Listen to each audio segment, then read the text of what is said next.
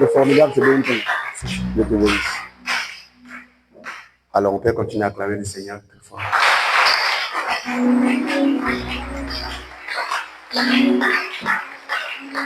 Nous vous avons enseigné comment acclamer Jésus. L'acclamation ne s'arrête pas seulement sur l'applaudissement. Mais quand nous acclamons le Seigneur, cela est accompagné des cris de joie. Trouvez à Dieu que nous sommes là. Est-ce que quelqu'un peut pousser un cri de joie?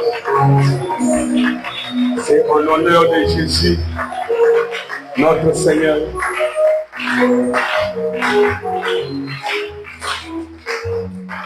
Alléluia. Que les bons dieux te bénissent. Merci, nous invitons les chantres à regagner leur place.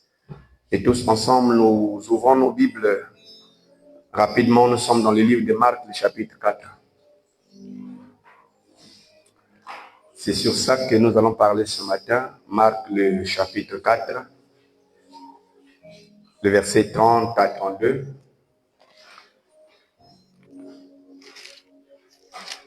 Nous prenons Marc, le chapitre 4, verset 30 jusqu'au verset 32.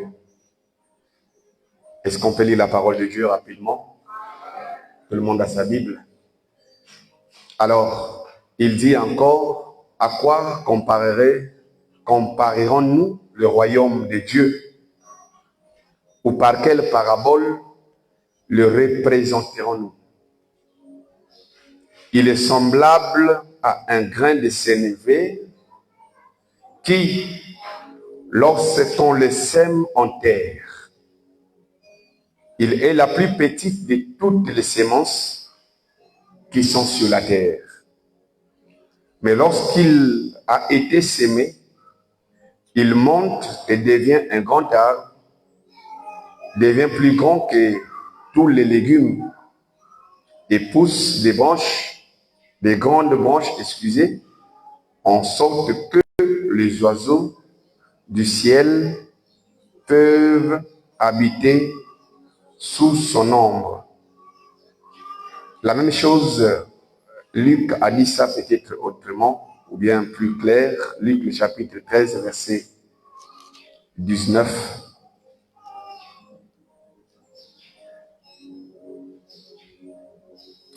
« 18 à 21, Luc chapitre 19, verset 18. Il dit encore, à quoi le royaume de Dieu est-il semblable? À quoi le comparerai-je? Il est semblable à un grain de sénévé qu'un homme a pris et a jeté dans son jardin. Il pousse et devient un arbre, et les oiseaux du ciel habitent sous ses branches. Amen. Nous acclamons la parole de Dieu. Et merci de l'avoir lu ce matin ensemble. Nous pouvons nous asseoir. Alors, je vous salue encore, nous vous saluons dans le nom de Jésus. Aujourd'hui, c'est un nouveau jour et Dieu nous a fait grâce d'être participants de ce jour qui n'a jamais existé depuis la fondation du monde. Nous sommes les bénéficiaires de cette grâce. Et pendant que nous bénéficions de cette grâce, plusieurs sont admis à l'hôpital. Et cette nuit ou ce matin, plusieurs ont succombé. Amen. Il y a d'autres qu'on a enterrés hier, il y a d'autres qui seront enterrés demain. Et parmi les vivants, le Seigneur nous a comptés. Que son nom soit glorifié. Bien-aimés, nous allons essayer de grignoter un peu sur une série de 10 thèmes que nous n'avons pas finis. Le royaume de Dieu, excusez-moi, et ses mystères. Les thèmes que nous avons d'abord présentés parmi tout un grand nombre de thèmes que nous allons, par la grâce de Dieu, parcourir peut-être dans les jours à venir. Nous sommes au 9e thème par rapport à la série, la première série de 10 thèmes, la croissance du grain de sénévé. La croissance du grain de sénévé. On va parler cela d'une manière générale, Et certainement, on va aller un peu dans les détails. On saura prendre le temps et puis nous allons terminer. Que le Seigneur vous bénisse, à vous qui êtes présents ce matin et à ceux qui sont au loin, qui nous suivent. La grâce du Seigneur se repose sur chacun de vous. Alors, bien maintenant, le Seigneur, très rapidement, quand on parle de la croissance, comprenez que la croissance est un processus. La croissance est un processus. C'est un processus par lequel tout ce qui vit, tout ce qui respire, tout ce qui vit doit croître. C'est un processus par lequel tout ce qui vit doit grandir. Amen. Ça grandit en taille, ça grandit en masse, ça grandit en nombre. Ça dépend de la nature de la chose. Ça grandit en masse, ça grandit en taille, ça grandit en nombre, si vous voulez. Et d'une manière brève, nous disons que la croissance, d'une manière générale, c'est un développement ou encore une progression. Vous devez d'abord comprendre ces termes, c'est très important. La croissance, c'est un développement. Ou encore une progression d'un point vers un autre point. Et certainement, dans cet enseignement, nous allons voir, si Dieu le permet, les dangers de la stagnation. Quand quelque chose est stagné, il y a quelles conséquences? Vous devez comprendre que quand on parle de la croissance, d'une manière aussi intellectuelle, ça parle de la naissance à la mort. Amen. Je peux peut-être parler depuis la conception, de la conception à la mort, au vieillissement. Même le vieillissement, c'est une croissance. Alléluia. Voilà. Vous allez remarquer que tout ce que nous voyons, tout ce que nous faisons, tout ce qui respire, notre souhait, comme le souhait de Dieu, c'est que la chose puisse connaître un développement. Je vais prendre quelques exemples très clairs, très pragmatiques, très simples, pour que vous compreniez en fait ce que nous essayons de dire ce matin sur la croissance. Mais on va parler sur les grains de sénévé. Mais d'une manière générale, vous devez comprendre que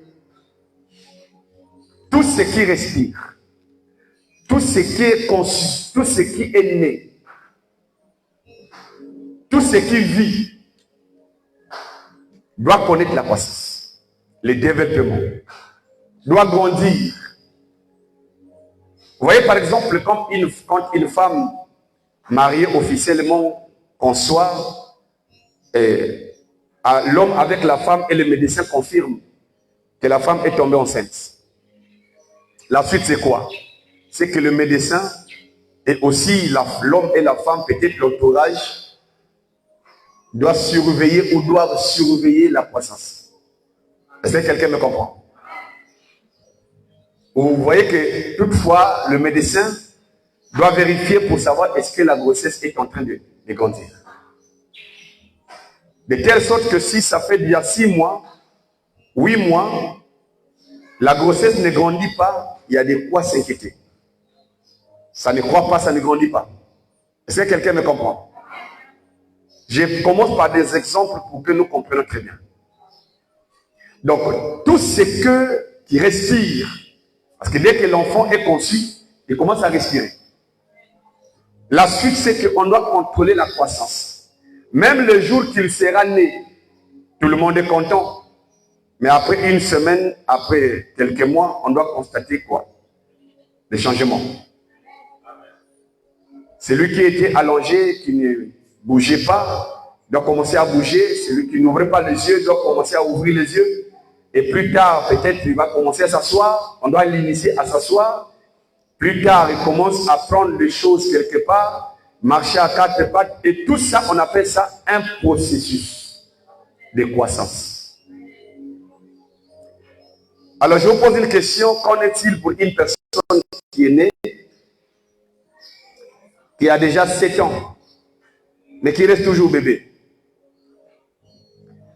Vous voyez un bébé de 17 ans, mais il est bébé. Frère, je vous assure que tu vas faire le tour du monde entier. On va te publier dans le monde. Tout le monde te connaîtra pour dire Yann Yaïk est suspect. D'autres vont commencer à te dire que c'est un sorcier. Ça va inquiéter le monde entier. On te filme, tu es bébé de 17 ans. Alléluia. Au lamokakate, au fanakate, au lobakate, tu prends toujours les libérants. Même toi qui l'as mis au monde, je crois que tu vas même voyager en les laissant seuls. Parce que tu vas dire qu'on n'a jamais vu un tel enfant qui ne grandit jamais. Qu'est-ce que les parents attendent après la conception, après la naissance de chaque enfant? C'est la croissance. Et à chaque étape, les parents se réjouissent. Alléluia. À chaque étape, c'est comme si c'est un exploit. Celui qui ne s'asseyait pas commence à s'asseoir. Waouh, nous acclamons. Oh, quelle félicitation. Celui qui ne... Donc même les parents d'ailleurs, les amis te demandent, Yann Massé Kongama, Yann Massé Tamula, Yann Massé... Voilà, en fait, ils attendent ça. Parce qu'ils savent que tout ce qui vit doit grandir. Est-ce que quelqu'un me comprend ce matin? C'est très simple à comprendre. Si nous comprenons les choses de la nature, alors ça sera très simple de comprendre les choses spirituelles. Est-ce que quelqu'un me comprend? Oh, ton amen est faible apparemment. Que Dieu bénisse abondamment.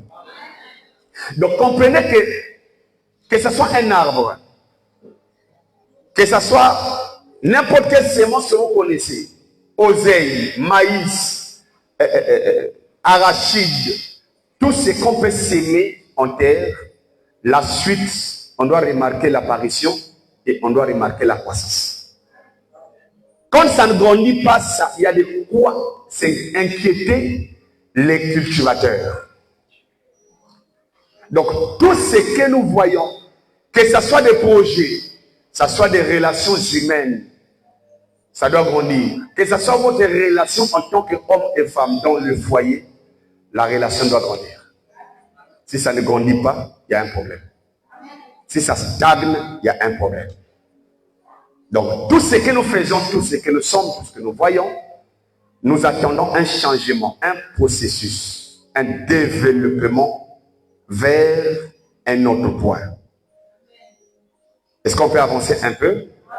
Que le Seigneur vous bénisse. Est-ce qu'on peut acclamer le Seigneur très fort?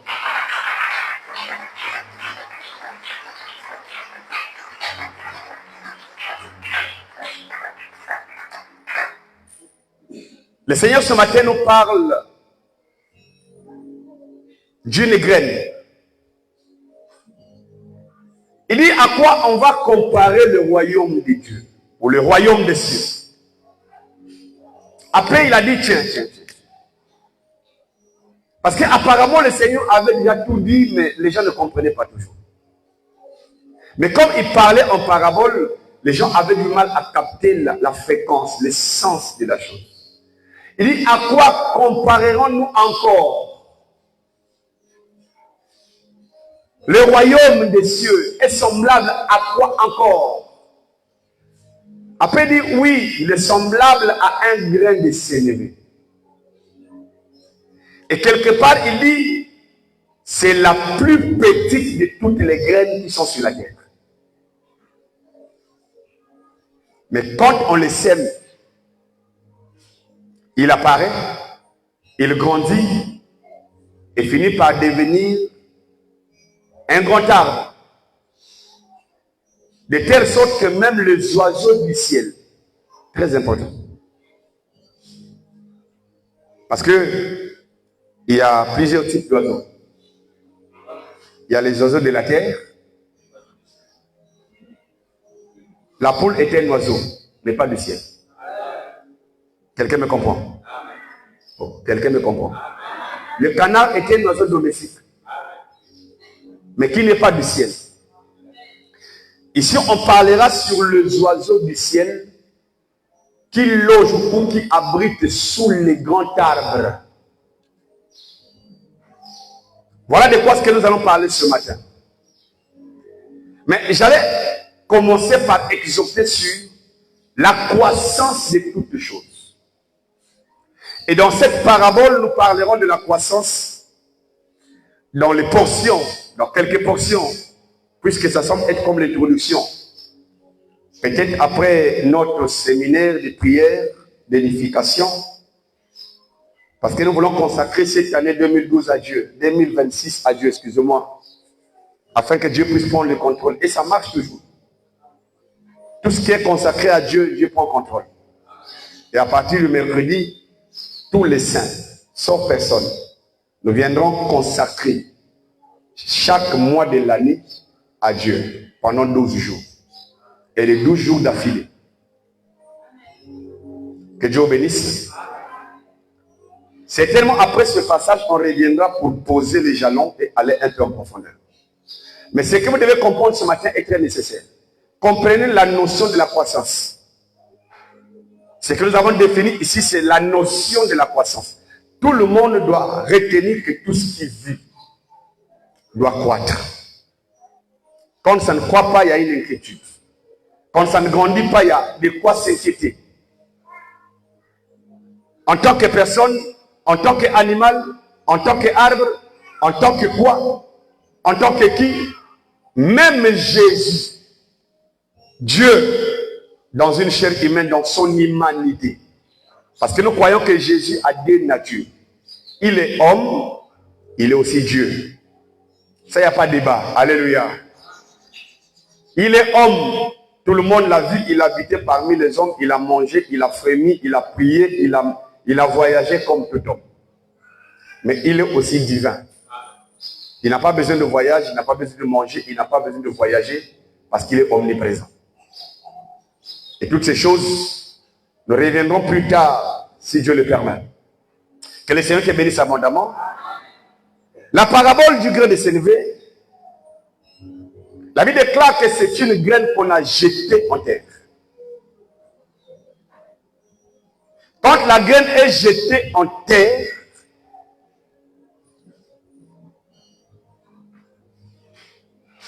alléluia, que Dieu vous bénisse.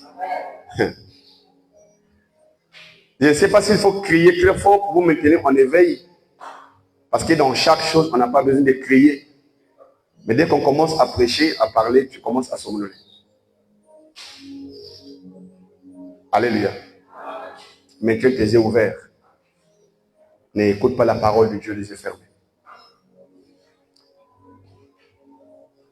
Parmi les portions que nous avons développées ce matin, on va aller un peu vite, mais avec la compréhension claire. C'est que la parabole du grain de sénévé nous présente quelques portions que je vais énumérer ce matin. Que représente cette graine? Quand on parle du grain de sénévé, c'est la plus petite de toutes les graines qui sont sur la terre. Que représente-t-elle? Puisque c'est une parabole, et la parabole donne la vie si on l'interprète. Tant qu'une parabole n'est pas interprétée, elle ne produit pas la vie. Elle n'accomplit pas les plans de Dieu dans la vie de quelqu'un. Il est impossible d'être sauvé par une parabole non expliquée. Donc la première des choses qu'on va définir ici, c'est la première portion.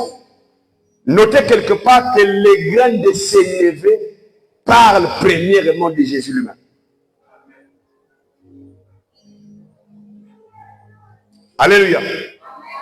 Le grain de sénévé qui est jeté, on n'a pas dit qui s'est jeté, mais on l'a jeté en terre. Ou encore on l'a planté dans les jardins.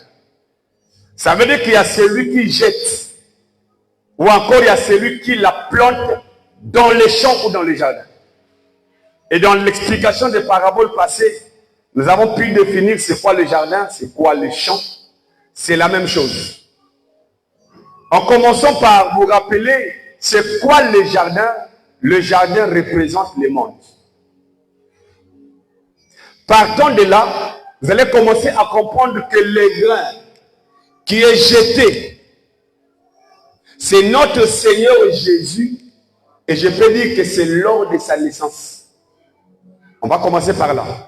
Parce que l'apparition de notre Seigneur Jésus, c'est aussi une graine qui est jetée en terre. Vous devez comprendre que d'abord Jésus, de par son identité, il n'est pas terrestre. Raison pour laquelle il disait mon gouvernement n'est pas terrestre, mon pouvoir n'est pas de cette terre. Il est céleste, mais il vient sur la terre. Il a dit personne n'est monté au ciel si ce n'est celui qui est descendu. Le Fils de l'homme qui est dans le ciel. Donc comprenez que Jésus, sa présence sur la terre, c'est une graine jetée. Alléluia. Mais comme c'est une graine jetée, pour que la graine produise, il faut que la graine meure. Parce qu'aucune graine ne peut donner vie tant qu'elle ne rentre pas sous terre. Donc, alléluia. Même quand la graine rentre sous terre, il faut que la graine accepte de mourir. Je vous parle des choses que vous connaissez très bien. Pour ne pas que cela complique notre compréhension. Vous le connaissez. Tu sèmes un grain de maïs, 4 jours plus tard, va essayer de creuser pour voir. Il y aura décomposition, il y aura transformation de la graine. Il y a un travail de transformation. Il y a un processus qui commence à lancer une nouvelle vie. J'entends quelqu'un dire amen. Alors la graine qui tombe en terre, c'est notre Seigneur. La graine qui rentre sous terre, c'est la mort. La Bible déclare que Dieu a tant aimé le monde, il a fait quoi? Il a jeté une graine, afin que quiconque croit en elle, ou en lui, Jésus, ne périsse pas. Donc le fait de donner son fils, c'est ça, Dieu qui jette la graine sur la terre. Et la graine doit mourir pour donner vie. La Bible déclare que quand la graine apparaît, elle est plus grande que les légumes. Tous les légumes. Et dans la Bible, il faut aussi expliquer ce que représentent les légumes. Pas légumes, mais les. Plusieurs légumes. Et pourquoi le Seigneur a comparé seulement les grains de s'élever à les légumes? Alléluia. Ça veut dire que à la naissance de cette graine, la graine elle-même est semblable aussi à un légume. Parce qu'on ne peut que comparer des choses qui sont comparables. J'entends quelqu'un dire amen. Tu ne peux pas comparer un éléphant avec un chien. Tu ne peux même pas les confondre. Les choses qui se confondent, c'est les choses qui sont semblables. J'entends quelqu'un dire amen. Et pourquoi c'est la plus petite de toutes les graines? Pourquoi Jésus va aller parler de la plus petite? Que veut dire la plus petite de toutes les graines? Le fait que le grain de sénévé soit la plus petite de toutes les graines, et nous avons dit que cette graine c'est Jésus lui-même. N'oubliez pas ça. Mais en quoi Jésus est le plus petit? Quand je dis ça, c'est pas moi. C'est l'homme qui a dit que parmi les gens qui sont nés de femmes, qui est plus grand? Jean-Baptiste. Jésus contrôle tous les hommes qui sont nés de femmes. Il dit Jean-Baptiste c'est le plus grand. Mais après il dit, il compare Jean-Baptiste au plus petit dans le royaume. Il dit par contre, le plus petit dans le royaume de Dieu, il est plus grand que Jean-Baptiste. Est-ce que quelqu'un me comprend? Qui est le plus petit que Jean-Baptiste dans le royaume? Mais c'est le Seigneur Jésus lui-même. Malgré que Jean-Baptiste est plus grand que tous les hommes, mais Jésus est plus grand que Jean-Baptiste. C'est pour montrer que sur la terre, aucun homme n'est égal à Jésus. Ah, j'entends quelqu'un dire amen. Si déjà tous les hommes, on ne parle pas de tous les croyants, on dit tous les hommes qui sont nés de femmes. Jean c'est le plus grand. Mais le plus petit dans le royaume est plus grand que Jean. Ça veut dire que Jésus est plus grand que Moïse, plus grand que David, plus grand que Goliath, plus grand que même le sorcier de ta famille. Je vais insister un peu là pour dire, frère, ne compare pas la puissance de Dieu avec la sorcellerie de ta famille. Il n'y a pas comparaison. On ne peut pas comparer Dieu, Jésus auquel tu as cru, à un sorcier de Mbouti, à un sorcier de Mwamboucha, une petite sirène. C'est incomparable, c'est incompatible. J'entends quelqu'un dire Amen. On dit bien tous les hommes, Jean-Baptiste est le plus grand. Mais Jésus est plus grand que Jean-Baptiste. Frère, comment tu peux comparer ton oncle sorcier depuis Mouadé à Jésus? Il est plus grand que tous les hommes. Ça veut dire que ton sorcier là ne peut même pas vaincre Jean-Baptiste. C'est lui le plus grand. J'entends quelqu'un dire Amen. Donc voilà pourquoi il est la plus petite de toutes les graines. Toutes les graines là sont aussi symboles de tous les prophètes. En fait, quand on parle de plus petit, ce n'est pas qu'il est minable, il est rejeté, il est comment. Mais quand on parle de plus petit, en fait, on parle de la dernière graine. Et vous savez que Jésus, c'est aussi le dernier. Qui croit à ça? Oh, nous ne prêchons pas Jésus seulement comme le premier. Il est aussi le dernier. Attention, Jésus n'est pas seulement la tête, il est aussi la queue. Oh, j'entends quelqu'un dire Amen. Oh, c'est tout un corps, non? Les baptêmes de Moïse avaient la tête, avaient aussi la queue. Parce que lors de la démonstration de la puissance entre Moïse et Dieu, Dieu dit à Moïse, jette les bâtons en terre. Quand les bâtons tombent en terre, les bâtons deviennent des serpents. Or, les serpents à la tête et à la queue. Est-ce que tu peux acclamer le Seigneur? Je ne sais pas.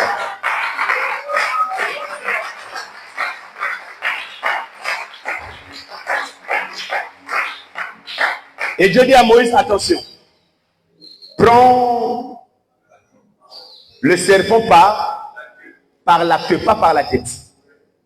Parce que si on signe Moutou, on signe pouvoir, non, je n'ai pas la queue. Alléluia. Et vous savez que c'est le bâton de Moïse qui a tout fait. Moïse n'était pour rien, mais c'est son bâton. Et nous avons défini le bâton ici comme un bois mort. On a coupé en bas, on a coupé en haut. On l'a privé de la vie. Mais un bâton privé de la vie a fait des œuvres incomparables. Dieu disait à Moïse, étends seulement ton bâton. Moïse frappe le sol avec le bâton. Moïse fait ceci avec tout ce qu'il faisait avec le bâton, c'était réussi. C'est là que nous comprenons que ça devient un bâton mystique. On a un bâton. Alléluia. Pour ne pas parler des hommes politiques. Il y a un bâton. Il y a une prison côté bâton qui est évité. Je ne critique personne. Il y a un bâton, mais ça est le côté. Mais le bâton de Moïse est devenu un bâton mystique, mystérieux. Alléluia. C'est notre Seigneur Jésus qui a la tête, qui est aussi la queue. Attention, il est Judas, il est aussi Dan. Nous avons toujours répété ces choses. Judas en tant que tête, Dan en tant que queue. Raison pour laquelle nous disons, n'aie jamais peur. Jamais dans ta marche. Toi qui crois en Jésus, n'aie jamais peur des choses qui t'attendent devant ou des choses que tu as laissées derrière. Parce que devant toi, il y a le Seigneur. Derrière toi aussi, il y a le Seigneur. L'Écriture va nous enseigner que le même ange qui partait devant Israël, c'est le même ange aussi qui était derrière Israël. Il n'y avait pas deux anges, frère. Il n'y a pas deux protecteurs. Celui qui te donne la victoire, c'est celui qui assure ton soutien ou ta protection. Tu n'as pas à avoir peur, ni par les devant, ni par derrière. Parce que devant, Jésus est comme le lion rougissant pour attaquer, menacer, démanteler toutes les barrières, toutes les forces de l'ennemi. Mais derrière, c'est aussi le serpent, c'est Dan, qui attend les gens qui vont attaquer par derrière. Est-ce que quelqu'un se réjouit par rapport à ça? Est-ce que quelqu'un croit comme moi par rapport à ça? Alors, acclamons le Seigneur si tu crois à ça. Que Dieu te bénisse. Nous revenons pour dire, la plus petite de toutes les graines nous parle de Jésus comme Oméga. le dernier de tous les prophètes. Voilà. Luc le chapitre 7, le verset 28. C'est ce que nous avons dit au sujet de Jésus, de tous les prophètes, de tous les hommes. D'abord de Jean-Baptiste et ensuite la comparaison de Jésus lui-même avec Jean-Baptiste. Lui-même, il s'est attribué le titre du plus petit parmi toutes les graines qui sont sur la terre. Donc les graines de sénévé, c'est notre Seigneur Jésus. Et quand il est jeté en terre ou dans le jardin, cela nous parle de Jésus lors de sa mort. Quand il sort, c'est la résurrection. Parce que nous disons, frère, il y a une différence entre Jésus qui est mort et Jésus qui est ressuscité. Jésus qui est mort est humain. C'est le fils de Marie. Il est mort dans son humanité. Il pouvait crier à la croix. Mais Jésus qui est ressuscité, c'est un Jésus incorruptible. C'est un Jésus omniprésent. J'aime le passage qui montre que Jésus est apparu à plus de 500 personnes, plus à la fois, à la même heure. Il était quelle heure? Il était 8 heures du matin. On a vu Jésus à plus de 500 personnes, pour les gens qui l'ont témoigné. Plus de 500 personnes, à la fois. Et cette écriture aussi nous montre que ne pensez pas que Jésus est seulement dans votre église. Il n'est pas à côté. Le même Jésus qui est ici, là. Pendant qu'il opère des miracles, des signes de guérison ici, c'est le même Jésus qui opère des signes de miracles là-bas et ailleurs, en Chine, aux États-Unis, en RDC. Partout là, le nom du Seigneur est invoqué, il est là présent. Lui-même, il a dit que là où 2 ou 3 seront réunis en mon nom. Alléluia. Il n'a pas dit, je vais envoyer quelques-uns comme mon ange. Moi, je suis au milieu d'eux. Ça veut dire que pendant que nous nous rassemblons en son nom, le nom de l'Esprit Seigneur, c'est la parole. Là où on prêche la parole dans toute sa vérité, Jésus est présent. Parce qu'il doit témoigner, il doit attester que la parole est de lui. Et si la parole est prêchée ici, il est là. À notre virage, quelque part, Jésus est là. Devant nous, Jésus est là-bas. Pourvu que la parole de Dieu soit prêchée, il est omniprésent. C'est là où Jésus qui est mort n'est pas le même Jésus qui est ressuscité. Il est mort en tant qu'homme, il est ressuscité en tant que Dieu. Attention, ce n'est pas un Jésus esprit, un Jésus ressuscité. Il est visible. Il est monté au ciel visiblement. Tout le monde le regardait. Jésus n'a pas seulement mangé avant, il a aussi mangé après la résurrection.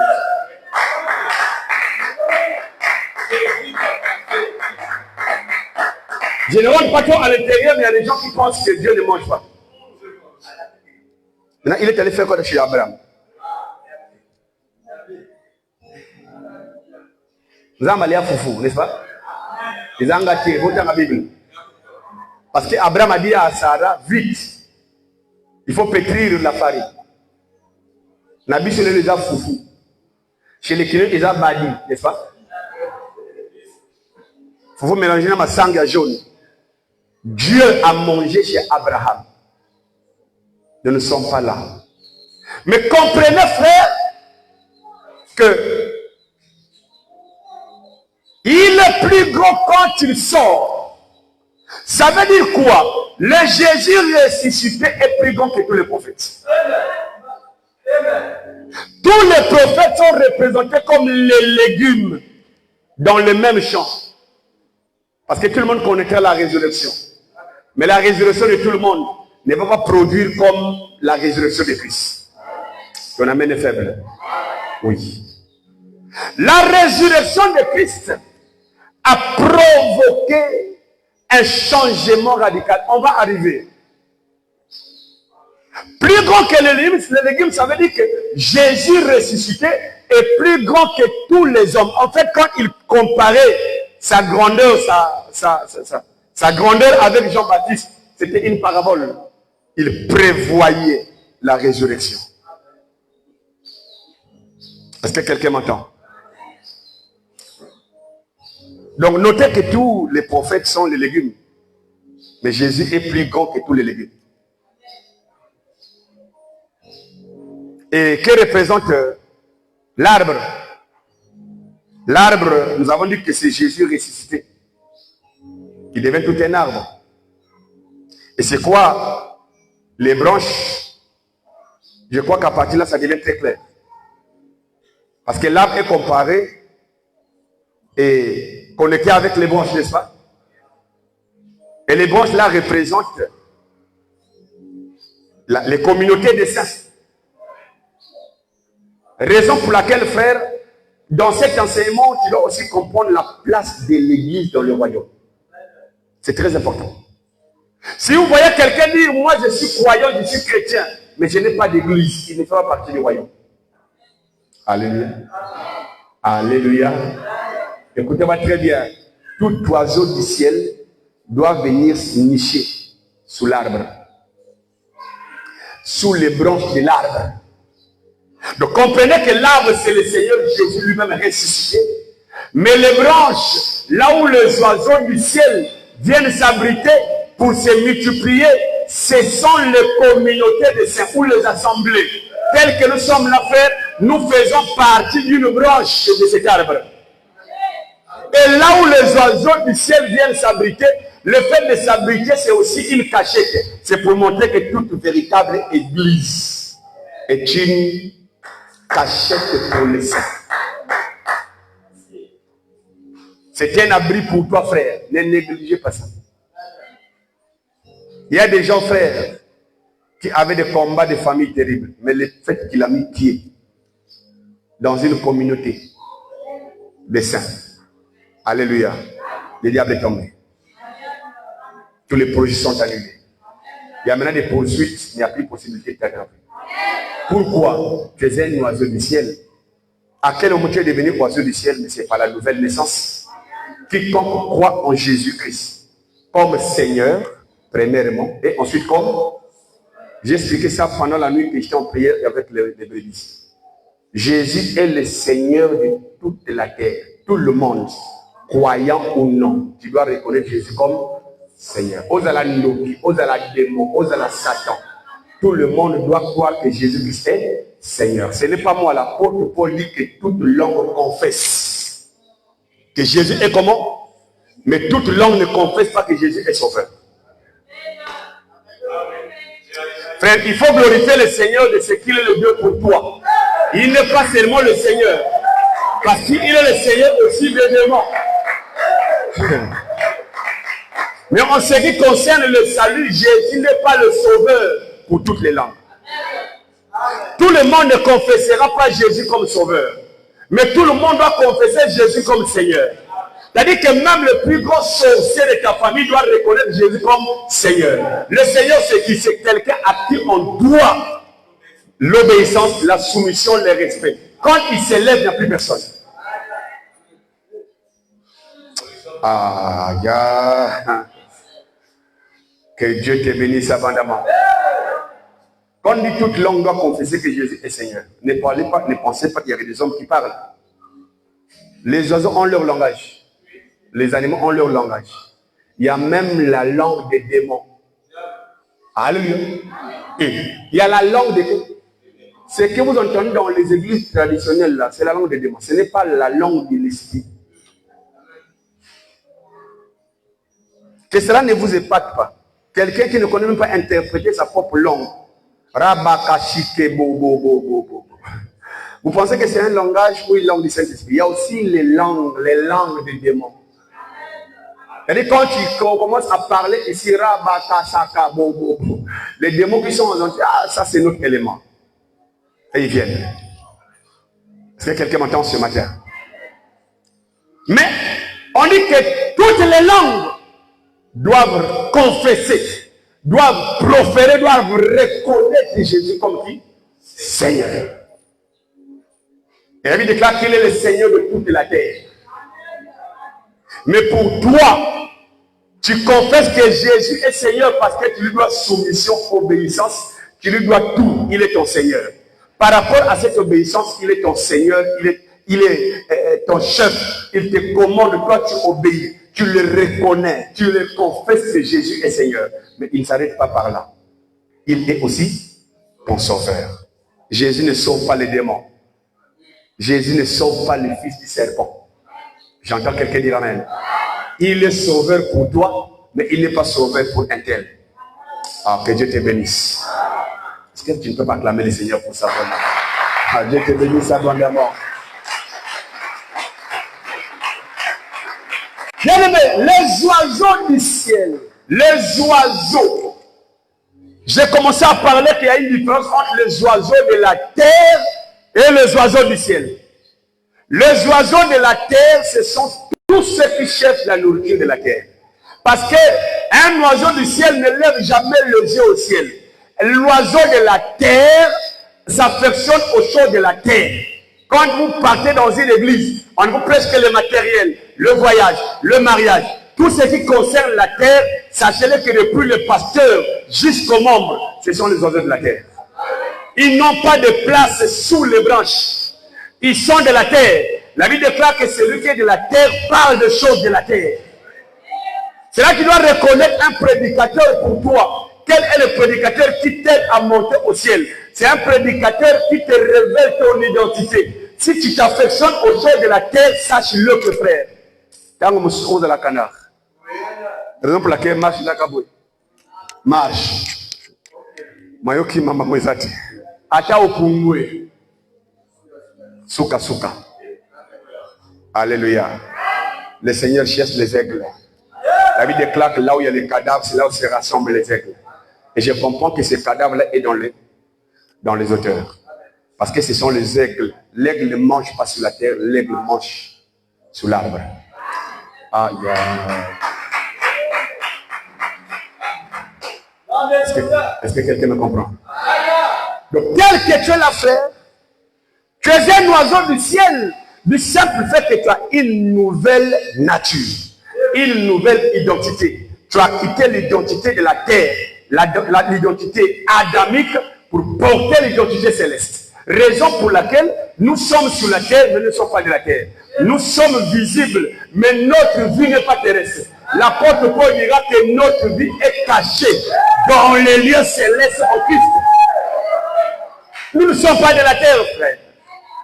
Pendant que tu marches, tu manges, tu ne regardes pas les choses comme celles de ce monde. Tu n'es pas de ce monde. Ne t'affectionne pas aux choses de ce monde parce que tu n'es pas de ce monde. Ne te conforme même pas. Ne t'habille pas comme eux. Ne marche pas comme eux. Ne regarde, ne considère pas les choses comme eux parce que tu n'es pas les leurs. Tu es des nôtres. Tu es parmi nous les oiseaux du ciel. Mais qu'est-ce que les oiseaux du ciel font sous les branches? C'est pour la reproduction et attendre les derniers signaux. Parce que je crois que lors du dernier signal, aucun oiseau du ciel ne restera encore sous la branche. Il y aura le temps de la fin. Au dernier signal, l'apôtre Paul parle de dernière trompette. Quand elle sonnera, tous les oiseaux du ciel s'envoleront. C'est ce qu'on appelle par l'enlèvement. Pour ceux qui ont été au village, frère, voyez un groupe de oiseaux. Essayez de claquer quelque chose qui va résonner. Qu'est-ce que les oiseaux vont faire? Même s'ils étaient sur un arbre, ils vont s'envoler. Et c'est ça l'enlèvement de ses frères. C'est ça le royaume des cieux. Tu ne connaîtras pas l'enlèvement si tu ne fais pas partie de cet arbre. Et écoutez-moi très bien, frère. Les oiseaux qui sont là, c'est d'abord pour se reproduire. Parce que tout ce qui respire doit croître, doit se multiplier, doit grandir. Et nous avons parlé de la grandeur aussi comme la croissance en masse. Moi, j'ai fait quand même les villages. Vers le soir, il y a une catégorie des oiseaux qui font du bruit. Vous voyez qu'il y a des nids. Souvent, c'est des palmiers. Il y a des nids. Beaucoup de oiseaux viennent nicher. Mais quand vous ouvrez les nids, vous allez voir qu'il y a les bébés à l'intérieur. Il y a des œufs. Il y a aussi des enfants oiseaux qui vont devenir des mamans et des papas demain. C'est ça la véritable église. Frère, ne considérez pas parce que nous sommes dans une ruelle, nous sommes dans les bâtiments. Dans la vision du royaume, nous sommes une branche que Dieu a suscitée dans l'intention que les oiseaux viennent se multiplier. Pour entendre les derniers signaux. Je le répète encore bien. Est-ce que quelqu'un me comprend? Qui peut répéter ça? C'est quoi l'arbre? Non. Ah. Vous savez, quand vous ne comprenez pas ça, c'est la preuve que Jésus ne connaît pas. J'ai dit que l'arbre, c'est Jésus ressuscité. La première portion, c'est que l'arbre, c'est quoi? Jésus, qui a connu la mort et qui est ressuscité. J'entends quelqu'un dire amen. Il est ressuscité seul. Mais lors de la croissance, Jésus n'était plus seul.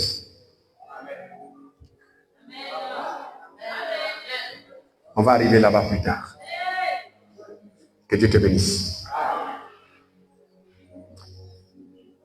Que représentent les branches? Les églises. Parce qu'il y a un seul arbre, mais attention, il y a plusieurs branches. Ce sont les assemblées de saints. Toute assemblée n'est pas de saints. Toute église n'est pas forcément l'église des saints. Il y a plusieurs églises, mais toutes les églises ne sont pas de saints. On doit reconnaître aussi une église de saints par l'ordre. Alléluia. C'est la doctrine qui fait d'une église une église de saints. Vous entrez dans une église, je ne parle pas d'une manière générale parce que l'église aussi, il faut bien la définir. C'est l'ensemble de tous ceux qui sont nés de nouveau, qui constituent l'église spirituelle. Mais dans le langage, tout le monde peut venir. Raison pour laquelle on ne juge pas l'église par deux personnes que tu as aperçues dans l'église qui sont mal habillées. Tu as assisté à un culte, tu vois une seule qui n'a pas de foulard de tête. Parce que c'est aussi doctrinal. Hein? Quand tu viens prier, la Bible dit qu'il faut couvrir ta tête. Il y a une écriture noire blanc qui te dit ça. Et toi qui pries ici, tu vois une seule à côté de toi qui n'est pas voilée. Oh, ça, l'église n'est pas sérieuse. Là où je prie, là-bas, toutes les femmes sont couvertes. Tu vois une femme avec paré de boucles d'oreilles comme Jézabélite. Moi, Jézabel est moquée. Alléluia. Tu commences à juger, à comparer l'église. Non. L'église, c'est l'ensemble des gens qui ont accepté la parole dans son entièreté. Qui se sont laissés transformer par cette parole. J'entends quelqu'un dire amen.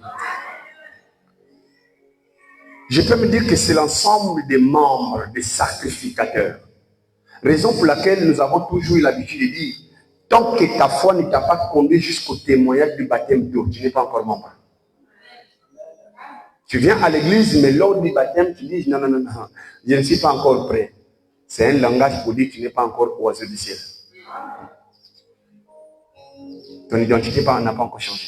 Tu es encore de la terre. Il y a des choses que tu ne veux pas perdre. Il y a des choses que tu ne veux pas abandonner. En fait, ne pas être prêt, c'est ça. Il y a une certaine vie que tu n'as pas envie de laisser. Parce que la parole de Dieu, quand elle vient pour bousculer, pour brutaliser, pour enlever tout ce qui est en adéquation avec la pensée de Dieu. Est-ce que quelqu'un est là ce matin? Balance ta main, que Dieu te bénisse. Voilà. Donc comprenez que les branches sont des assemblées de saints.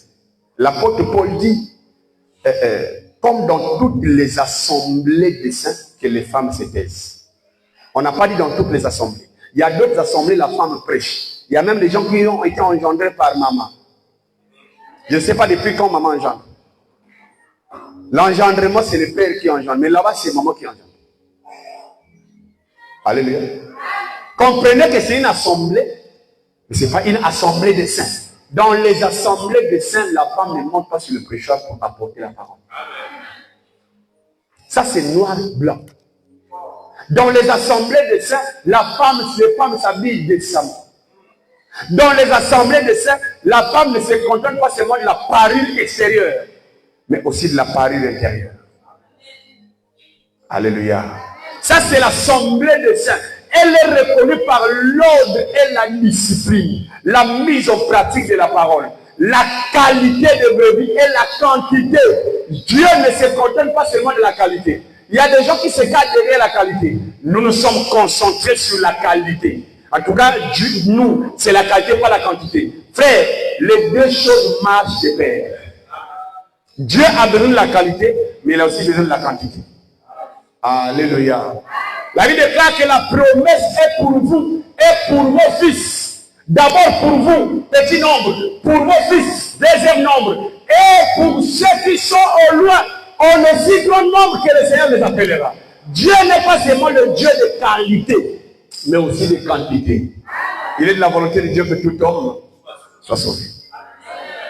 Tout homme. C'est la masse, frère.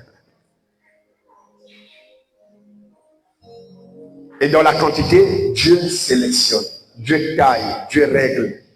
Ce matin, il a envie de changer l'identité de la personne qui te fasse quitter la terre pour te faire monter dans l'arbre. L'arbre, c'est une forme du royaume. Tu es sur la terre, mais tu es déjà dans le royaume. Est-ce que j'entends quelqu'un dire amen?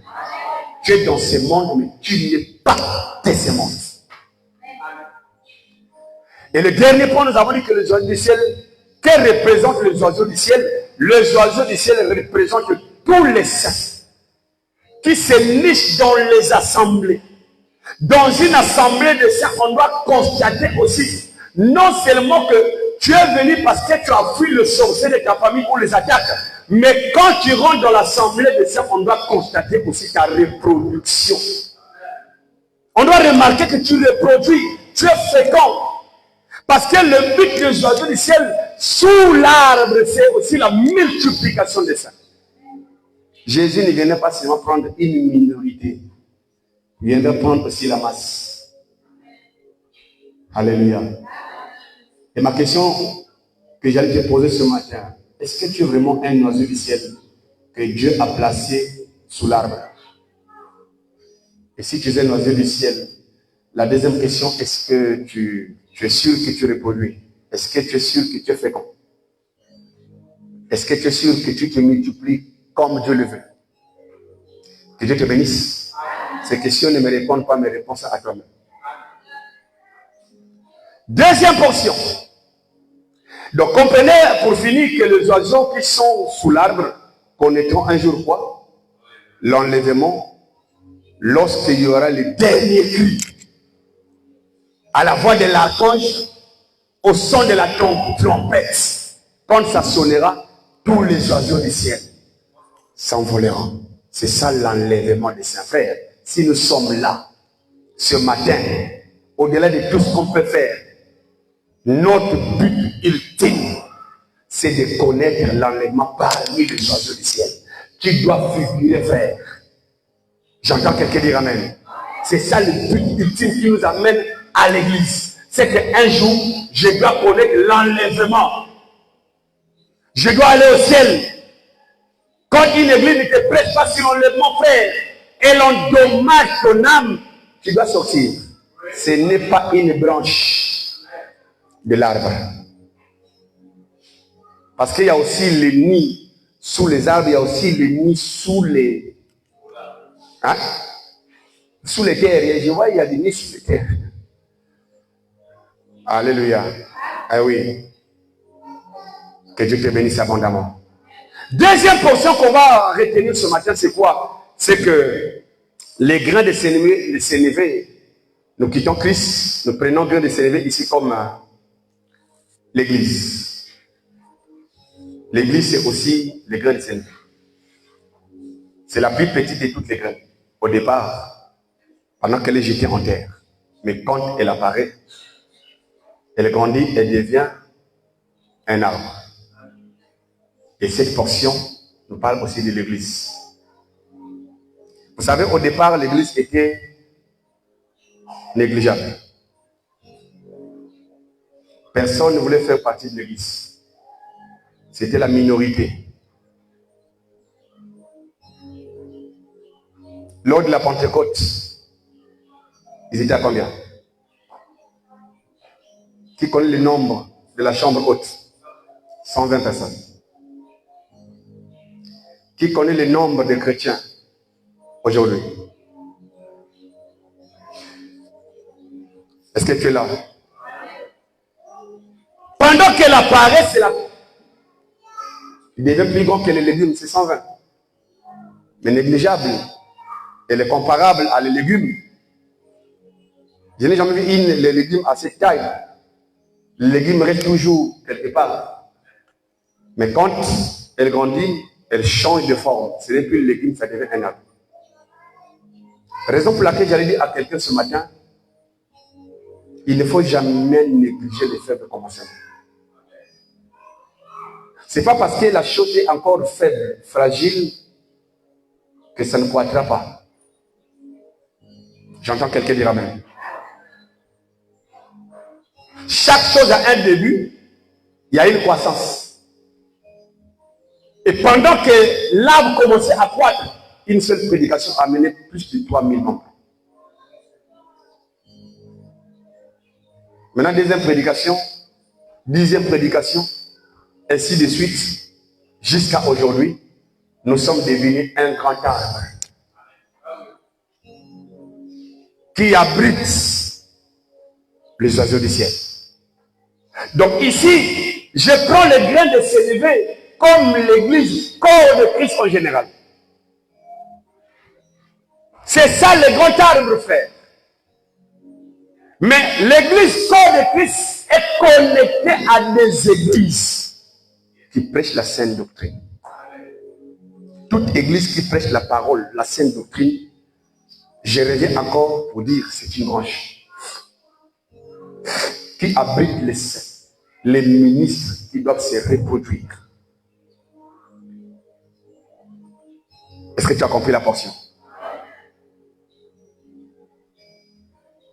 Donc, le grain de sénévé qui est apparu, c'est l'église de 120 personnes à la Pentecôte. C'est l'église de la Pentecôte qui est apparue négligemment. Et vous savez, les gens les ont même comparés à des soulards. Il y a la fête ici, il y a la Pentecôte. Vous traitez tout le matin comme ça, vous êtes déjà sous. Parce que la Bible déclare, ils parlaient des langues et chacun les entendait par leur langue maternelle. Il y avait des pour nous là-bas, ils entendaient Pierre parler pour nous. Oh. Mais qu'est-ce qui se passe? Comment nous les entendons, nous parlons dans nos langues maternelles? Et Pierre les a dit non. Ne pensez pas qu'on est ivre d'un vin doux. Mais c'est ce que Joël a dit pour dire que dans les derniers temps, je répondrai de mon esprit sur toute chair. Mais à la Pentecôte, l'esprit n'était pas sur toute chair, c'était sur le 120. Alléluia. Parce que tout le monde parlait, les 120 parlaient des langues, et il y avait des langues semblables à des langues de feu qui étaient apparues sur chacun d'eux. Et il n'y a que eux qui parlaient des langues. Mais le reste du monde entier ne parlait pas. J'entends quelqu'un dire amen. Mais l'esprit ne s'est pas s'arrêter sur les 120. Quand Pierre a parlé à la maison de Corneille et les voisins, et aussi ils ont été contaminés de ce même esprit qui était à la Pentecôte. Les gens voulaient résister pour dire, mais il n'y a pas lien entre nous et eux. Pierre les a répondu, est-ce qu'on peut refuser l'eau du baptême à ceux qui ont reçu le don du Saint-Esprit comme à nous? Le même don que nous avons reçu à la Pentecôte, c'est le même don qui s'est répandu. Et j'ai dit à quelqu'un ce matin, c'est le même esprit qui continue aujourd'hui. Mais au départ, c'est négligeable. À la naissance, c'est négligeable. Nous voulons maintenant descendre dans ce qui nous concerne ce matin. Les grains de sénévé, 3, ça nous parle aussi de chaque saint. Je parlerai d'individuellement. Grain de sénévé écrit quelque part représente un saint. Chaque chrétien est comparable au grain de sénévé par rapport à quoi? Par rapport à la foi. Parce qu'ici, il est question de la foi. Le Seigneur a dit, oh, si votre foi pouvait grandir, comme grandit les grains de sénévé. Vous savez, c'est la plus petite de toutes les graines, mais elle a une bonne croissance. J'entends quelqu'un dire amen. Ça, c'est ces jours-là que les apôtres échouaient devant un petit démoniaque. Comme nous aussi, nous échouons aujourd'hui dans plusieurs cas. Nous avons la foi, mais la foi a des degrés. Vous savez, la foi est comparable à une graine. Et dans ce sens, je parlerai de chaque chrétien comme un champ, comme un jardin. Tu dois savoir que toi, tel que tu es là, tu es aussi comparable à un champ, là où Dieu vient s'aimer sa sémence. Et quelle représente cette sémence? C'est la foi. J'entends quelqu'un dire amen. Alléluia. Pendant qu'on te prêche la parole, c'est un moyen que Dieu sème pour que la foi apparaisse. La foi vient de ce que l'on entend. Et ce que l'on entend vient de quoi? De la parole de Christ. Quiconque entend la parole, c'est un moyen par lequel Dieu est en train de s'aimer cette graine de s'élever. Qu'est-ce que Dieu attend? Il faut que cette graine apparaisse. Quand la graine apparaît, c'est la naissance de la foi, frère. Il n'y a pas une vie chrétienne sans foi. Tu ne peux pas être appelé chrétien, tu n'as pas la foi. C'est impossible. Ton amen est faible ce matin, je ne comprends pas. Ce qui fait de toi chrétien, c'est quoi? C'est la foi. Mais attention, frère, la foi est émotionnelle. La foi a des degrés. Ce qui fait de toi chrétien en général, c'est la foi. Et la foi est comparable à une graine. Mais attention, c'est une graine qui doit grandir, s'enraciner, et c'est une graine qui doit produire. Alléluia. Oh, alléluia. Alléluia. Bien-aimés, nous voulons nous arrêter par là. Nous voulons nous asseoir. Vous savez, c'est... D'abord, tu n'es pas chrétien sans la foi. On ne peut pas te dire, t'appeler chrétien ou saint. Ou toi-même, tu ne peux pas t'attribuer ce titre de chrétien sans la foi. Aujourd'hui, nous assistons à une catégorie de personnes qui rentrent dans les assemblées. Je peux parler de tous les jours. Tu viens à l'église, mais tu n'as pas la foi. Oh, alléluia. C'est une catégorie de gens pourquoi on te force. Il y a des gens aussi, tu ne vas pas à l'église, tu ne mangeras pas au retour à la maison. Pour éviter ça, il faut aller à l'église. Mais ce n'est pas la foi. C'est papa qui te paye les loyers, toi-même tu es incapable de payer les loyers. Si tu ne viens pas prier ici, tu es obligé de venir à l'église, mais ce n'est pas la foi qui t'amène. Il y a même des gens qu'on a forcé les baptêmes. Donc, on va baptiser, pour éviter de ne plus être le fils. Il fait quoi? Il prend les baptêmes. Frère, tu n'as pas la foi, tu n'es pas chrétien. C'est pas si quelqu'un me comprend. Hein? Oh, que Dieu te bénisse abondamment. Quel est le niveau ou le degré de ta foi? Parce que j'ai dit que tout ce qui naît doit grandir. Même Jésus-Christ est né, la Bible déclare l'enfant croissait. Lisez d'abord ça. Luc chapitre 2, verset 52. Qui va nous aider? Luc, le chapitre 2, le verset 52. La Bible dit quoi? Parce que dans ce passage de Luc 2, on a témoigné Jésus et Jean-Baptiste.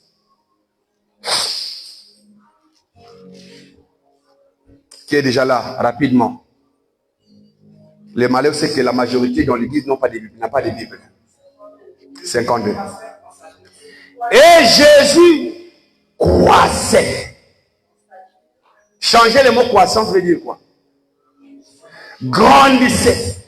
Se développait. En quoi? En stature. La stature, c'est quoi? Hein? La taille, gabarit, l'apparence. Jésus, en tant qu'humain, il grandissait physiquement, frère. Je vous ai dit au départ que quand un enfant ne grandit pas, hein, tu vas commencer à appeler porte-malheur. Surtout s'il a 15 ans, déjà il est bébé. Toi-même, même sans prophétie, tu vas commencer à l'appeler sorcier. Si il y a la possibilité, tu vas même voyager pour le laisser dans la maison. Ou un bébé à 17 ans, pour laver. Tu vas commencer à les publier dans les réseaux. Maintenant qu'il y a clair, moi, je n'ai 17 ans. Frère, tu vas avoir beaucoup de vues et beaucoup de commentaires. Parce que ça va étonner le monde. Ça va étonner les parents, ça va étonner les voisins, ça va étonner quiconque le verra. Parce que pour eux, tout ce qui est né doit grandir. Alléluia. Je reviens. Jésus croissait en quoi? En stature. 2. En sagesse et en grâce devant Dieu et devant les hommes. Ta croissance doit être attestée par Dieu. Et aussi, frère, nous aussi, on doit avoir les témoignages de ta croissance. Ça fait combien de temps que tu es dans l'assemblée de saints? Quel est le niveau de ta croissance? Et dans quel domaine tu grandis? Peut-être tu peux te développer corporellement. Gabarina Baskan, parce que tu es un sportif. Chaque matin tu cours. Mais est-ce que dans la foi, dans la sagesse, tu grandis? Vous savez, il y a des gens qui sont pompés à l'extérieur, mais qui poulou dans la foi. Alléluia. C'est-à-dire, si tu vois un chrétien rentrer et dire waouh, l'église est sérieuse. Il y a des grandes personnes, il y a des gens de gabarit. C'est des gens qui aiment s'habiller en veste croisée, costume propre. Ils rentrent avec la famille tout gonflé. Ça, c'est la stature. Maintenant, vérifions en sagesse. Est-ce qu'il grandit? Demande-lui seulement une écriture à la fin du culte. Ah, frère. J'étais ailleurs. Alléluia. Dans le domaine spirituel, tu dois croître. Dieu doit avoir ton témoignage de la foi. Même le diable doit savoir que ta foi grandit. Quand tu ne grandis pas, frère, il y a un souci.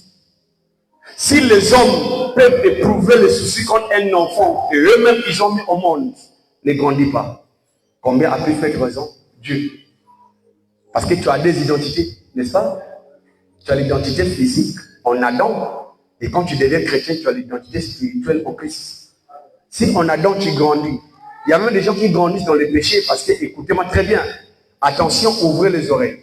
Que tu sois bon, que tu sois mauvais, tu dois grandir. Il n'y a pas que les bons qui grandissent, les mauvais qui grandissent. Dans un même champ, il y a les blés, il y a aussi quoi? Jésus a dit quoi? Laissez grandir. Hein? Il n'y a pas que les blés qui grandissent, livrés aussi. Vous n'avez pas remarqué que la sorcellerie a grandi? Hier, on pensait qu'un sorcier, c'est quelqu'un qui n'a plus de dents, qui a des rides, qui est mystique. Dès que tu le vois, tu dis, ah, ça c'est un sorcier. C'est-à-dire que même sans qu'on te prophétise, tu dis, ah, ça là, mystique. Mais aujourd'hui, les sorciers sont devenus de belles filles, de beaux garçons, très élégants, très jeunes. C'est-à-dire que si on te dit qu'il est sorcier ou sorcier, tu ne croiras pas. Développement de la sorcellerie. Chaque chose a grandi. Toi, pourquoi tu ne grandis pas? Il dit même la sorcellerie a grandi. Ça a changé de forme. Hier, pour manger, quelqu'un doit être membre de ta famille. Il y a même un langage comme ça. Famille, ça veut dire que tu ne peux te bouffer ta propre. Mais le développement de la sorcellerie, c'est aller au-delà. Il y a des sorciers qui mangent les locataires.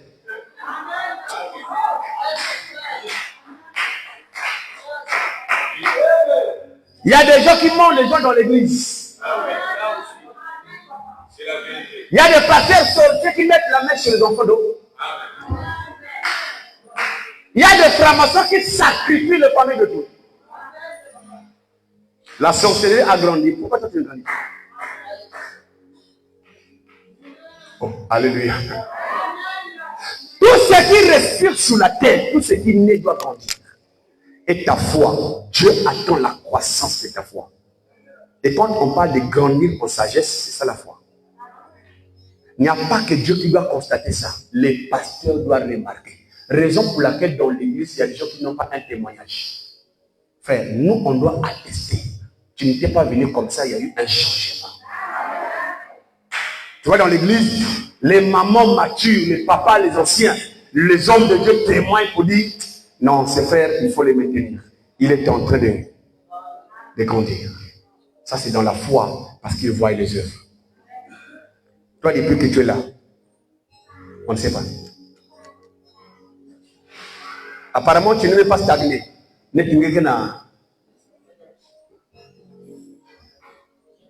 Parce que tu n'étais pas comme ça. On lisait ta croissance. C'était vraiment très beau. Mais apparemment, tu deviens encore un nain. J'ai utilisé en mon coutuba bien que ça fait mal. Quand un enfant ne grandit pas année après année, cherchez les mots. Ça s'appelle comment? Kitomi.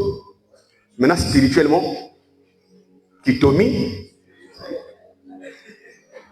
Et l'église est remplie de débitomis. Quand quelqu'un ne grandit pas, il n'y a pas de changement. Depuis que tu es rentré dans l'église, il n'y a pas de changement. Tel que tu es rentré, c'est tel que tu es aujourd'hui. Rien n'a changé de position. Tu es un Kitomi. Spirituel. Et je vous assure, frère, je ne suis pas Dieu, mais avec l'expérience spirituelle que j'ai, je parviens à conclure qu'apparemment, il y a des gens qui ne vont pas changer, ne vont plus changer. Il y a des gens qui ne changeront jamais, malgré les prédications. Alléluia. Il y a des gens qui ne changeront jamais, malgré qu'on les enseigne, malgré qu'on répète, malgré qu'on blâme. Lui, c'est un léopard. Ce qui va pousser là, c'est encore détaché. Parce que la Bible déclare que les léopards ne changent jamais ses tâches. Tu n'as pas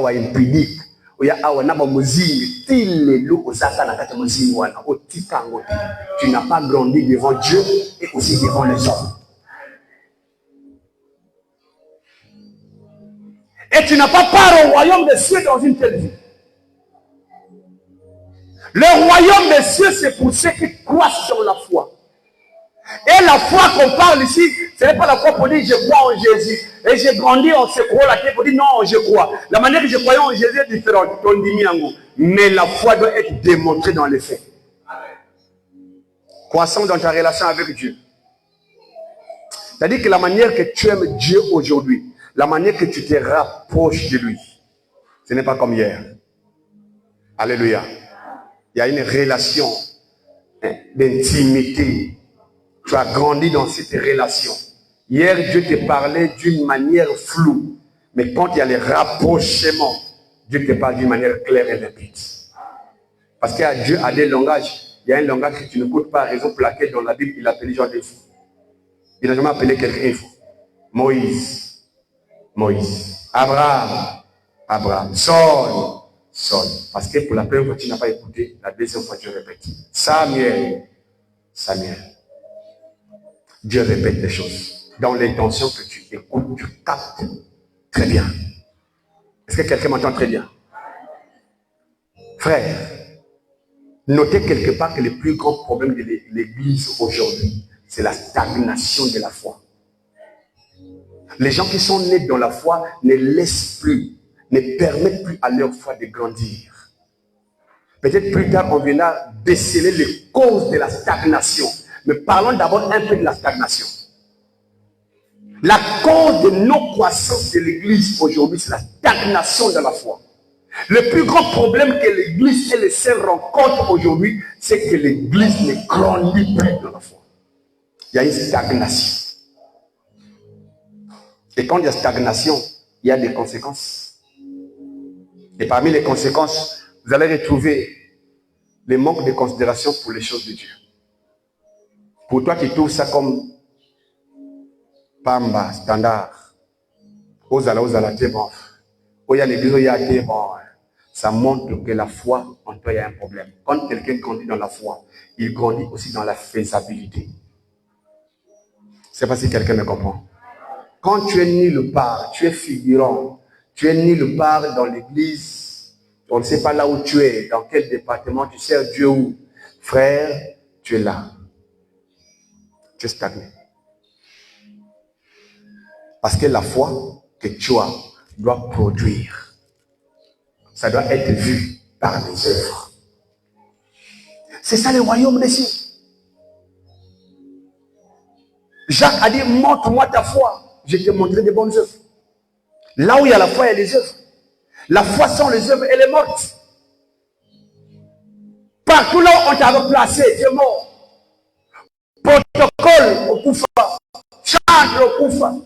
Dans quel département tu as eu au vivre? Dans tous les départements aussi là. Tu n'as pas qui va évangéliser au retour de personne. Si toi-même tu n'es pas engagé, tu seras engagé.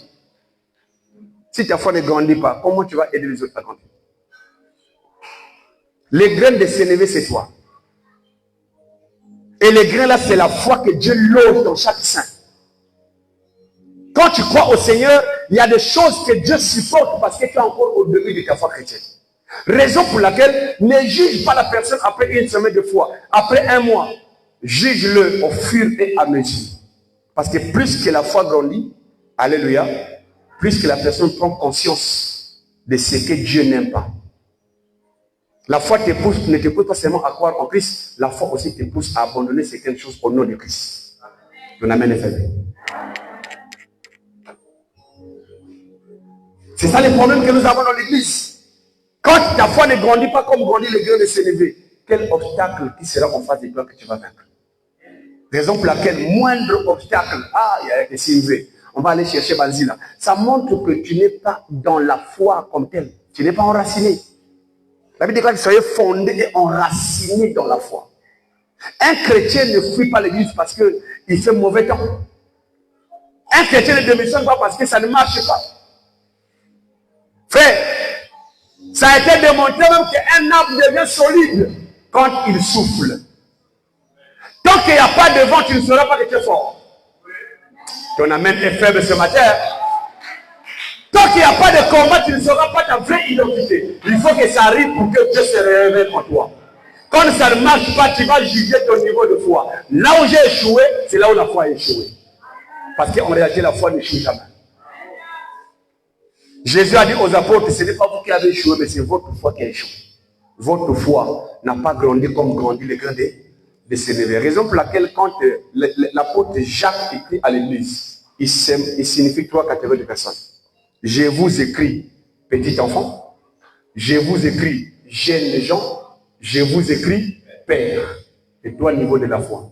Tu n'es pas enfant ou tu n'es pas père par rapport à ton âge. En vérité, je vous le dis, quelqu'un peut avoir 75 ans, mais quand il vient à l'église, c'est un enfant, c'est un bébé. Il a besoin de quoi? De lait. Et pourtant, tu as 75 ans. Mais quand tu rentres dans l'église, tu as besoin qu'on te prêche des choses élémentaires qui correspondent à des enfants. C'est quoi? Les pardons. Parce que là-bas, tu reviens avec des ennemis dans ton cœur. Ça, là, avec lui, c'est jusqu'à la mort. Mais quand tu viens à l'église, on te présente. C'est quoi les pardons divins? Pardonnez les autres comme Dieu vous pardonne. C'est quoi? C'est la repentance. Vous savez, il ne faut pas faire quelqu'un du mal. Ça, ce sont des choses élémentaires. Mais l'apôtre Paul dit, ne t'arrête pas par là, il faut croire à ce qui est parfait. J'entends quelqu'un dire amen. Quelqu'un aussi peut avoir 23 ans, mais c'est un père. Ce qui fait de toi père, ce n'est pas l'âge, mais c'est le degré de ta foi. Donc comprenez que dans l'église, il y a la foi des enfants, il y a la foi des jeunes gens, il y a la foi des pères. Maintenant, ma question ce matin, quelle est la foi que tu as? Enfant. Parce que la foi des enfants ne fonctionne pas devant les épreuves dures. Raison pour laquelle, dès que ça souffre, tu disparais. Tu peux disparaître pendant 6 mois. Et quand je prends la télé, papa Bika.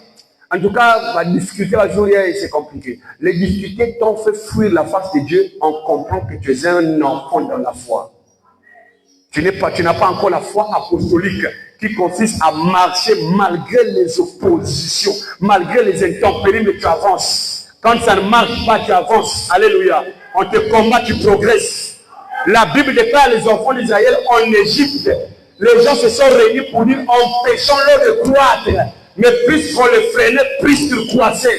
Un véritable enfant de Dieu, plus qu'on te combat, plus que tu dois avancer. Il y a des gens qui sont dessus, l'église ne grandit pas, notre église stagne, notre église. Ton problème, il est où? Toi, grandis d'abord, l'église grandira. D'abord, qu'est-ce qui fait grandir l'église? C'est la qualité de la nourriture. Parce que tu peux bien manger, tu peux beaucoup manger, mais tu n'as pas bien mangé. Il y a des nourritures au ton d'Issami, mais ça donne la maladie. parce que tu as mal mangé. Il y a des églises comme ça, quand tu rentres, c'est une foule. Mais la qualité de la nourriture qu'on donne, c'est une nourriture noire, bizarre. C'est une nourriture salée. C'est une nourriture trop sucrée. C'est une nourriture... Ça va provoquer la maladie spirituelle. Écoutez-moi très bien, la croissance de l'église est jugée par rapport au niveau de la foi. Il y a des gens qui n'ont pas de foi. Pourquoi n'avez pas eu de foi? Jésus pose ce genre de questions. Il y a des gens qui ont peur. On dit homme de peur, de foi.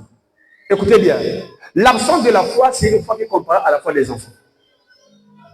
Vous savez, un enfant, c'est quelqu'un qui pleure à n'importe quel sujet. C'est un enfant. Il te manque le moment. Et parfois, il est sérieux, il pleure, il verse les larmes. Pourquoi tu pleures? Bon. Oh, tu es un enfant. Alléluia. Mais plus que la personne prend de l'âge, plus qu'il bannit certaines choses. C'est-à-dire que la foi, quand tu grandis dans la foi, il y a certaines choses pour lesquelles tu pleures aujourd'hui, tu vas plus pleurer demain. Ce qui te fait pleurer aujourd'hui, on témoigne seulement ce que tu es dans la foi. Il y a des choses que tu poursuis qui te font mal aujourd'hui. Il y a des gens qui ont tellement mal parce que le lait de beauté est fini. Lait de beauté. Même Anissa, ça commence à te faire à te mortifier. Tu dors affamé, ça devient un problème. Ah, vraiment. C'est comme si être chrétien, c'est tout avoir au même moment. Frère, ça endommage la marche de plusieurs personnes. Est-ce que j'entends quelqu'un dire amen? Mais quand quelqu'un devient un homme fait, vous savez, l'intention même d'établir les ministres dans l'église. Les ministres ont pour mission d'amener l'église à la taille de Christ. L'église doit avoir le même niveau. La Bible déclare qu'on ne sera plus des enfants flottants et ballottés à tout vent de doctrine. On reconnaît aussi un enfant par du croya. Par quoi? Du croya. Parfois tu crois à Mamado, notre bergère, tu crois à Mandona, tu crois à Vizinga, tu crois. Parfois tu deviens Mounza. Parfois quand ça capote, tu vas assister. Et après dit Bible à côté. Frère Patrice a dit que nous avons à côté, puis nous sommes à côté. Dieu est là. J'entends quelqu'un dire amen. Les mêmes difficultés que vous croisez, c'est les mêmes difficultés que nous croyons. Mais les pleurs ne sont pas les mêmes parce qu'il y a les pleurs des grands, il y a les pleurs des enfants. Les enfants pleurent des choses éphémères, nous on pleure autre chose. J'entends quelqu'un dire amen. Bien aimé, ce matin, c'est ce que je voulais déposer dans ton cœur. Vérifie le niveau de ta foi. Es-tu enfant? Es-tu jeune? Ou tu deviens mère et père dans la foi? Parce que quand tu deviens père, tu deviens mère, ça doit être vu de tout le monde. Jésus grandissait. Jean-Baptiste aussi grandissait. Luc 2,40. En stature, en grâce, devant Dieu et devant les hommes. Samuel aussi grandissait. Mais et pourtant, il n'était pas seul dans le temple. Il y avait les enfants d'Élie. Alléluia. Il y avait les enfants des sacrificateurs, mais il n'a pas montré leur croissance. Quand vous lisez bien, c'est comme s'ils étaient même plus grands que Samuel. Dans les temples, ils étaient des yaya de Samuel, parce qu'ils étaient déjà sacrificateurs. Mais la Bible n'a pas témoigné leur croissance devant Dieu et devant les hommes. La Bible déclare, mais le jeune Samuel continuait à grandir. Il croissait devant Dieu et devant les hommes. Ça veut dire que les hommes doivent rendre témoignage de ta foi. Et la conséquence, c'est quoi? C'est que Dieu ne laissait pas en terre les paroles de Samuel. Vous savez, quand vous grandissez dans la foi, vous devenez comme Dieu. Le problème, ce n'est pas seulement déclarer les paroles. Les paroles qui sont déclarées prennent la nature de celui qui les déclare. Tout le monde peut dire au nom de Jésus. Mais les noms de Jésus n'ont pas les mêmes impacts dans la vie de tout le monde. Alléluia. Si tu aimes, expérimente ça. Il y a des gens qui veulent, parce qu'il y a hémorroïde, n'a pas Jésus pour chercher un seul démon. Tu as créé de toutes les manières. Même en hébreu, au nom de Yehoshua. Le démon est là. Alléluia. Ce n'est pas prononcer le nom de Jésus, mais la nature de la personne. Et vous devez savoir qu'il y a certains problèmes qui ne seront réglés que par votre niveau de foi. Le Seigneur a dit, si votre foi grandit comme grandit le grain de sénévé, vous diriez à cette montagne, ôte-toi de la et jette-toi dans la mer. Cela se ferait si vous ne doutez point. Donc la foi des pères, c'est une foi qui ne doute point. Je vais avancer avec le Seigneur. J'ai banni tout ce que je pense. Nabal, j'avance. Mbongo, j'avance. Je sais que le Seigneur me récompensera. Il y a d'autres choses qui doivent te rattraper et ça doit faire vite. Parce que toi, tu dois marcher. J'entends quelqu'un dire Amen. Oh, que Dieu vous bénisse abondamment. Acclamons le Seigneur très fort. Merci. Soyez bénis là où vous êtes.